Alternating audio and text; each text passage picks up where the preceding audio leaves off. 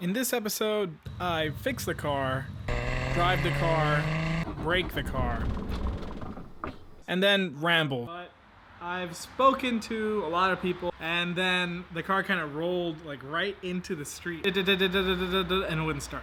It's like, okay, that's weird.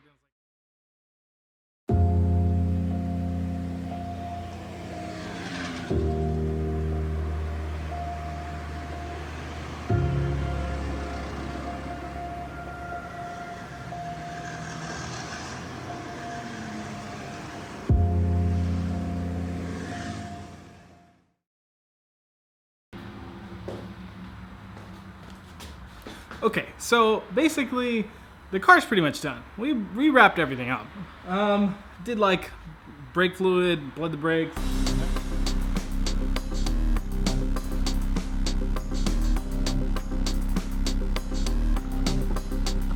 Holding. Here's some fluid, coolant, etc., etc. Changed a couple of coil pack plugs. Cleaned up the trunk area. We did a different battery install. You guys saw it had that big old giant silver battery box, the full-size battery. We did like a tiny little Shirai battery install. That's all it needs. It only gets driven in warm weather. Anyway, yeah, so I thought I'd do like a shakedown little test drive. But it's on like a base map. And I know base maps are pretty clean, but yeah, I wasn't totally comfortable with, you know, kind of giving it a shakedown. But at the same time, you probably should kind of give it a shakedown before taking it to the tuner, because actually like our buddy over at Pure Function, he's building a sweet Supra too. You can check out his channel over there. He said, don't screw your tuner. If you're screwing your tuner, you're screwing yourself. So it's a fair point. And but I don't know, I'm still kind of, I wanna see you be bright. What was that?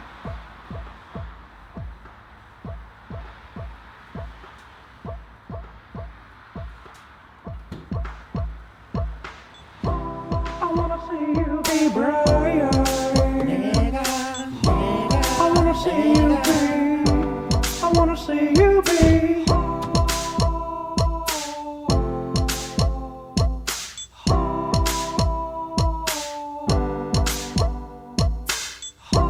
I wanna see you be bright, nigga. I guess I wanna see you. I gotta drive it then. I wanna see you be.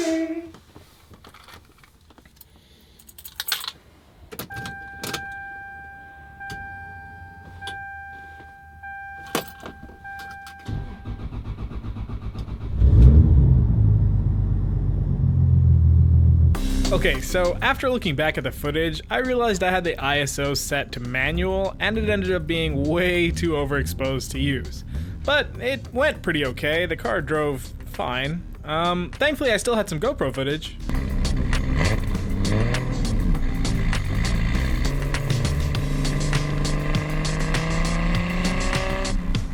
But by the time I finished up that test run, the idle was hunting quite a bit.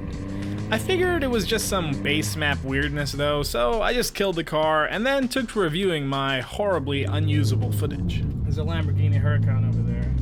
I bet we could munch it. After realizing that I had screwed that up royally, I decided to do a take two, with the camera settings fixed. But that's when things went downhill. The idle's pretty high. It was hunting earlier, but it seems better now. It's just idling at 1500, so a little smoky.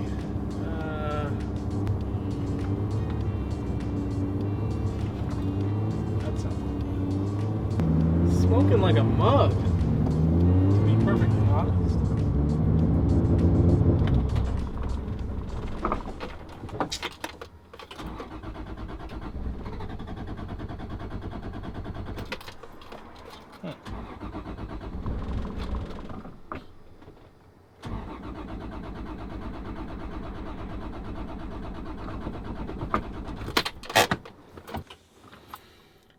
Well, I'm stuck halfway in the street and the car won't start. So the car died and refused to start again. And cars were coming by at speed while the entire nose of the Supra blocked half of the right lane.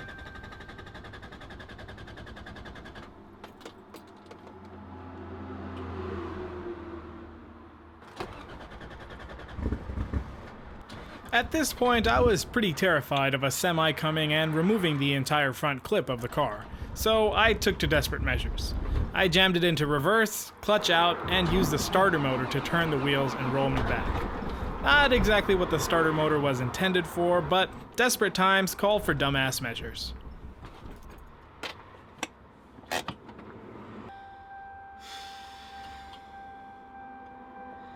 This car is not happy, and it is not starting, and I do not know why. Then, after about 5 minutes of sitting, it fired up. It didn't sound happy, but it was enough for me to get it at least most of the way into the driveway.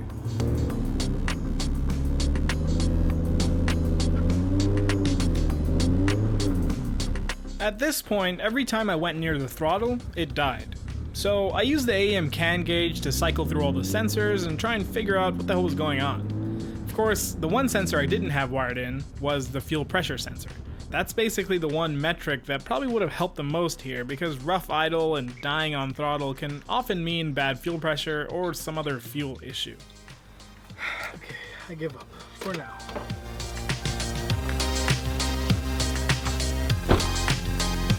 Now, I didn't film this part, but after about 20 minutes of sitting, I came back out, threw in some new fuel pump relays in case it was a fuel pressure issue, and the car started right back up. I managed to get the car in the garage, but while it was responding now to throttle input, it was still breaking up at about 2,000 RPM. Looking back at the footage now, it's possible that the car was just running pig rich and it fouled up the plugs, hence why the car ran fine after sitting for a couple minutes.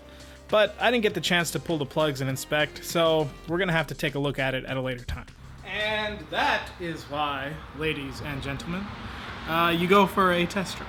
Because if you don't, you won't find problems like this until you're paying many, many dollars an hour on a dyno. So it's getting some breakup. I need to wire the fuel pressure sensor. Before we had a little gauge that was broken, we put in a sensor. I haven't wired it in yet.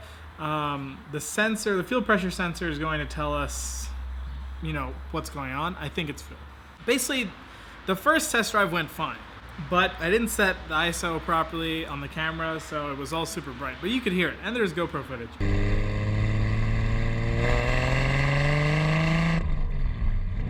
So whatever, the car drove around, I took it around the block. It drove fine, it seemed pretty good. And then I brought it back, and then I was like, okay, cool. And then I looked at the camera, and I was like, wow, I screwed this up. Let me go again. And when I went again, the car kind of stalled out, like right as I was leaving my driveway.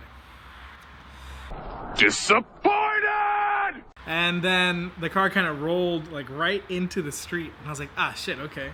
And it wouldn't start. I was like, okay, that's weird. And it was like breaking up. And I was like, okay. And I kept trying to start it. Usually when you kind of have like one of those oh shit moments and you try to start it, it usually doesn't like going after that. I was like in the street at that point, and like cars were like going out of their way. And we live off a busy street too, so like it's kind of weird, kind of stressful. I put it in reverse, and then I used the starter motor to like move me back. And then I basically just rolled it back into the driveway. And then I got it going, like it started idling, and then as soon as I gave it gas, it would just die.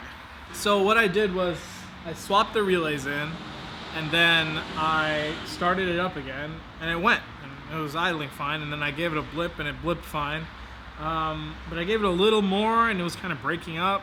So I think there's still a fuel pressure issue, maybe. I'm not sure. We need to get the fuel pressure gauge functioning in order to tell. Yeah, I guess the Supra's not as finished as we thought it was. That's how project cars go. I'm not too broken up about it. Me and Mackie will take a look at it a little closer, maybe tonight or sometime. Get that fuel pressure gauge wired in, and then kind of get a good idea of what we're looking at. Not what I wanted to happen, and not as fun of a video as I intended on making, but in the end, that's how this game works. So we got a month and a half almost till the dyno, and I know we're gonna be gone for about almost 4 weeks of it, so it's a Lamborghini. We'll get this thing figured out. It's not an issue before the dyno day. Should be pretty straightforward. And then, yeah, we'll go from there. So that's our update on the Supra. Tune date is May 24th. I'll try to get the video out immediately after that. But we might actually have a video before that of us trying to fix the fuel breakup issue on this car. So, yeah. All right. Okay. All right. Okay. All right. Okay. I wanna see you be brave.